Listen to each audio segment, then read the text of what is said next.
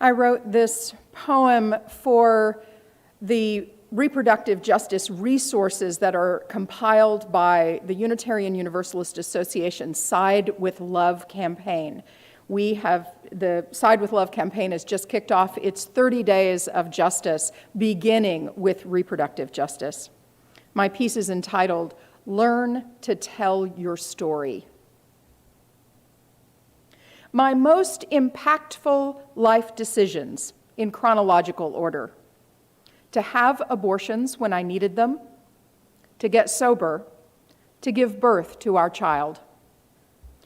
If each life is precious, so is mine, so is theirs, so is yours.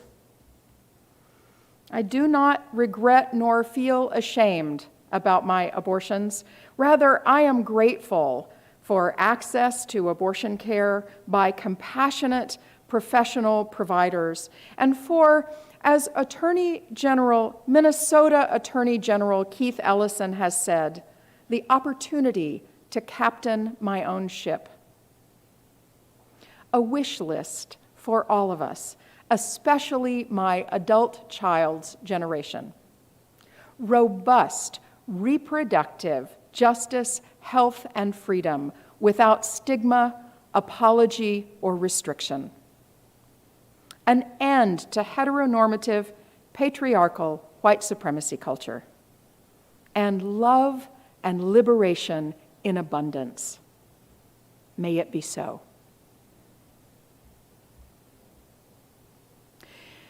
"49 years ago today, Americans woke up to a full front page on the newspaper. The day before, Secretary of State Henry Kissinger flew to Paris, France, to negotiate the end of the Vietnam War.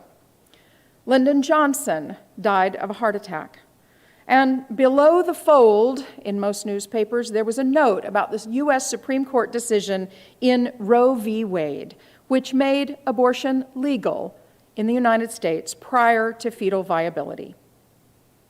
Current activists believe that this will probably be our last anniversary of Roe v. Wade, in which it stands as the law of the land. And it must be said that Roe was never enough. We have made of Roe an idol. We have considered it the best last hope for reproductive rights in the United States. And to be sure, Roe has for 49 years allowed people the idea of planning their lives, the opportunity to captain their own ship, to have a measure of bodily autonomy. But Roe was the floor, not the ceiling. It never guaranteed access. It didn't stop restriction after restriction, which now puts reproductive justice out of reach for millions of Americans. And it didn't stop political fighting and grandstanding and the packing of the courts to render it impotent. Let's talk about what happens after the fall of Roe and where we can go from here. I want to start with a new book by gender studies scholar Kyla Schuller. Professor Schuller, in her book, The Trouble with White Women, teaches that there have been two streams of feminism since the beginning of the concept in the 1800s. Now, this may not be news to you, but it was certainly news to me. Professor Schuller contrasts white feminism with intersectional feminism, and she describes them this way. White feminism upholds systems and structures that are in place, and it seeks access for white women to the structures of power and systems that are occupied, and power that are occupied by white middle class and upper class men. It understands the single access of sexism as the barrier to equality. Intersectional feminism envisions new structures altogether. It centers marginalized voices. It understands that racial justice and reproductive justice and economic justice are all tied to liberation. And without this liberation, there can be no full bodily autonomy. It centers reproductive justice. Health activist Billy Avery has worked to change the conspiracy of silence surrounding reproductive health issues in the Black community and the disparities between white and Black women. She says a lot of white organizations were only looking at abortion and birth control as singular issues, but we had to look at it within the context of our lives. There are many issues surrounding us that affect our reproductive decisions. By Black women coming up with the concept of reproductive justice, we broadened the whole definition of reproductive health to include justice issues, not just physical health issues. End quote. Reproductive justice is an intersectional approach that brings together reproductive health, social justice, and human rights perspectives and addresses, this is the key part, addresses structural inequalities, such as a lack of economic and political power that can affect a person's ability to control their own reproductive future. Roe didn't take that into account. White feminism has not traditionally, historically, taken that into account. So as we contemplate life after the fall of Roe, I am curious, what can we build back better? Schiller's book has helped me continue my quest to root out the places where white supremacy culture has its hooks in me. I recognize myself a lot in those pages regarding how white feminism has taught me to be a feminist in the world.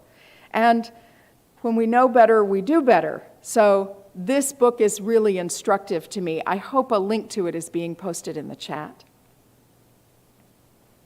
I want to lift up another consideration here, and that is around language.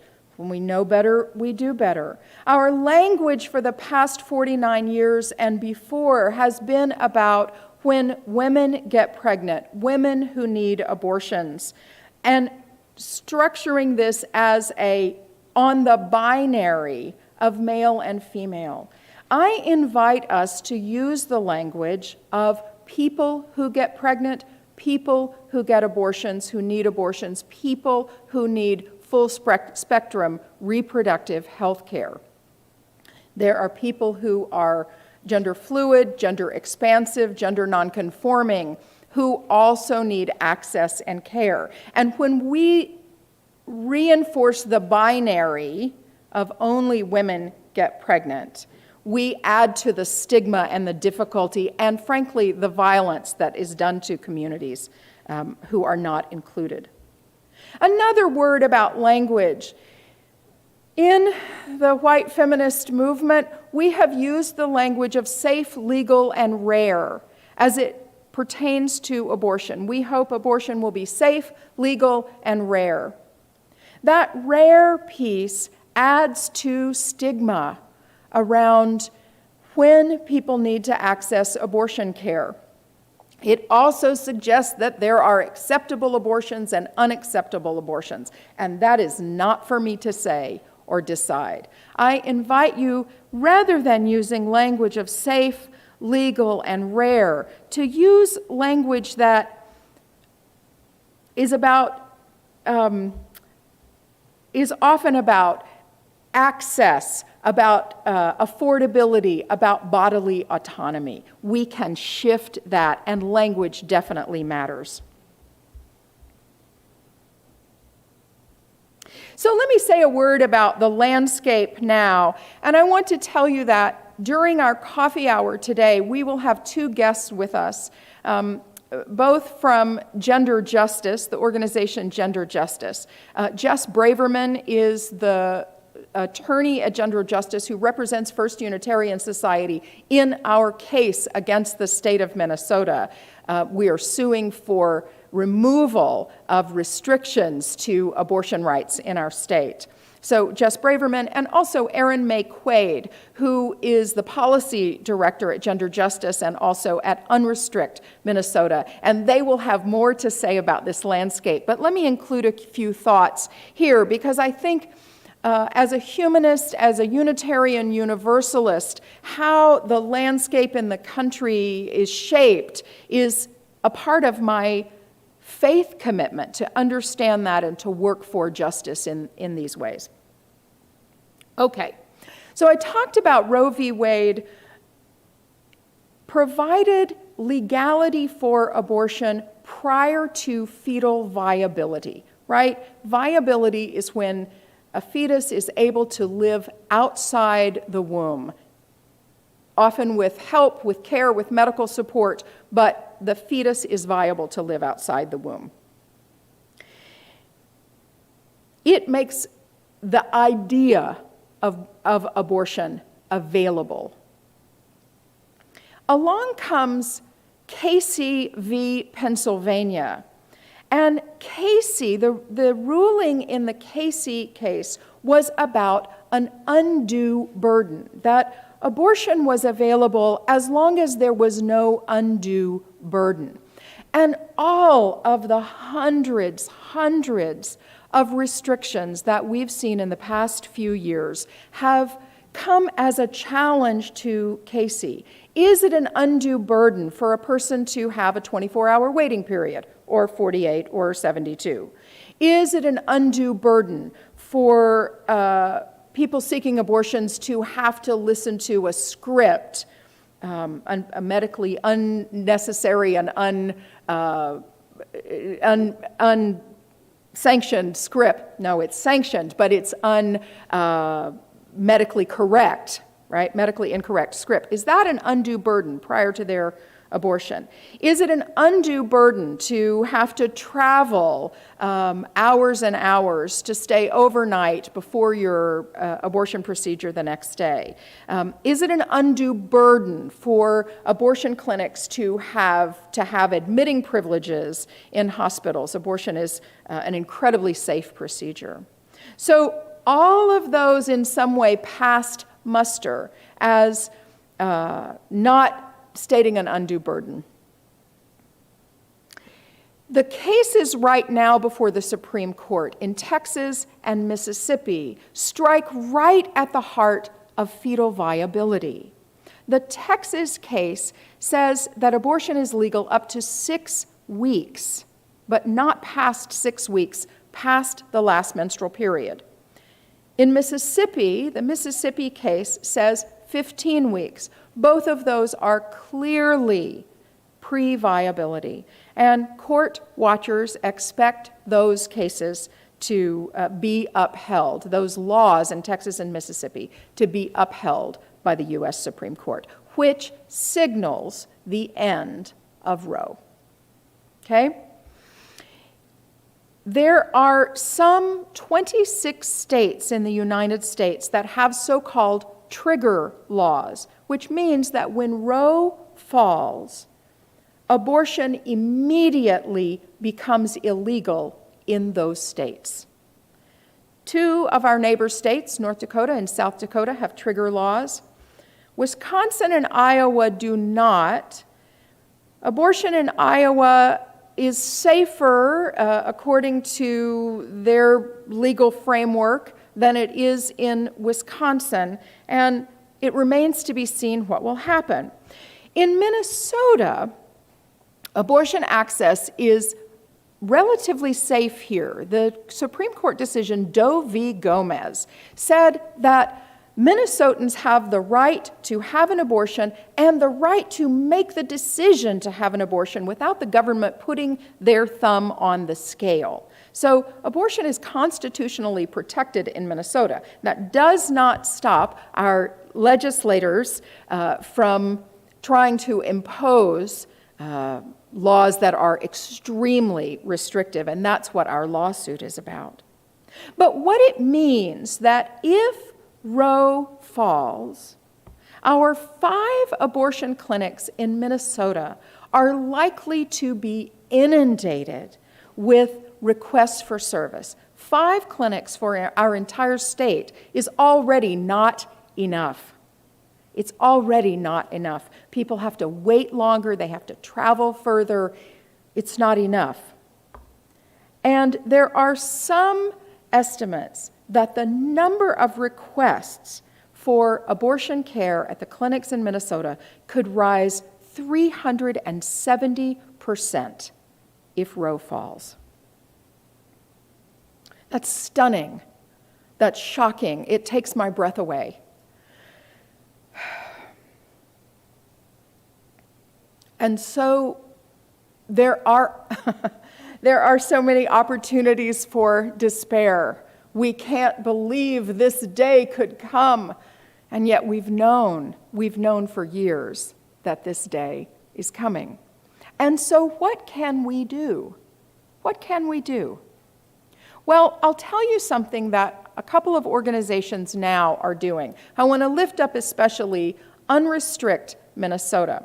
First Unitarian Society of Minneapolis is a founding member of Unrestrict Minnesota, which is a coalition of 28 organizations, grassroots organizations, who are working at the intersection of reproductive justice, reproductive health, reproductive rights, racial justice, in the idea of this intersectional feminism, trying to envision, articulate, and build a new way.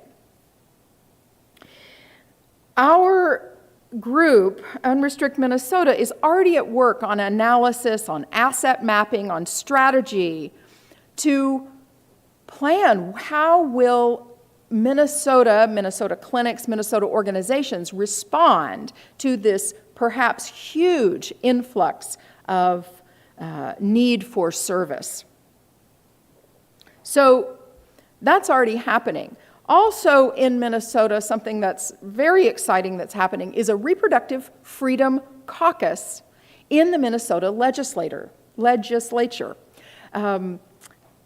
In the House and in the Senate, there are members who have come together to say, we are not just sitting back to be on the defensive when egregious restrictions and bills come forward. We are going to be out front for a reproductive justice agenda, which is trying to pass a bill that will say medically unnecessary and medically inaccurate language will not be mandated by the state to be read to people who are seeking abortions and other things like that. So let me talk about 4 things I think we can do out of our belief as humanists that we have the capacity, the power in community to address systemic problems. One is, as I spoke about before, let's change our language. Let's lose the language of safe, legal, and rare. Let's lose the language of only women who need abortions. Let's lose the language of the binary in all of our lives, not just around reproductive justice. Let's have a more inclusive language, not because we're the language police or it's politically correct, but because it is inclusive and all of us belong. When we reinforce the binary, we exclude people. And part of what we can do is that subtle and profound shift of changing our language. Learn to tell your story if it is safe for you to do so. And learn to tell it in context. I am aware of my own story as that of a privileged white woman. I had access, I was able to afford the abortion care that I needed, and I had a safety net. That makes all the difference in the world.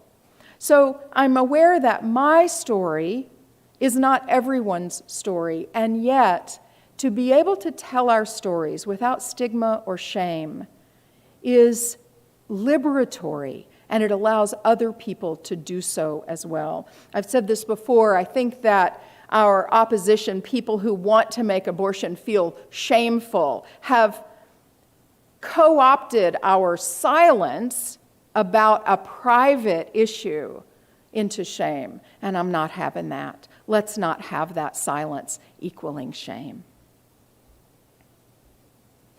Here are some other things that we can do. So that's a little bit education there. You can learn what other people are doing. And by the way, I say if you're following social media, follow content creators of color, follow Black feminist organizations, intersectional feminist organizations, Black social activists, other social activists of color, and listen in on that conversation without commenting yourself. That's a way of education for me, and I recommend it.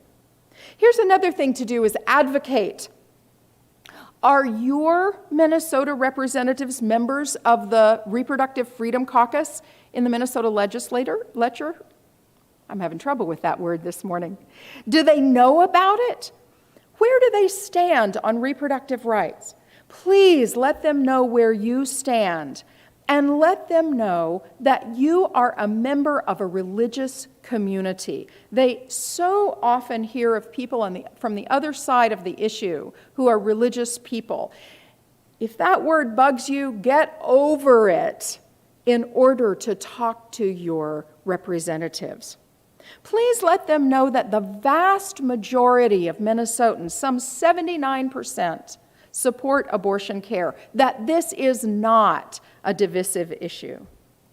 And if they vote the way you like, if they are strong for reproductive health, rights, and justice, please thank them frequently or urge them to get on board.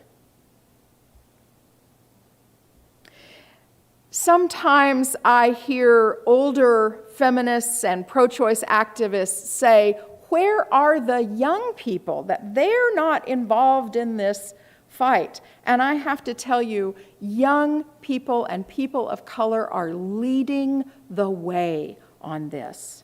They are organizing online, they are advocating online, they are arranging Reproductive Freedom Lobby Day.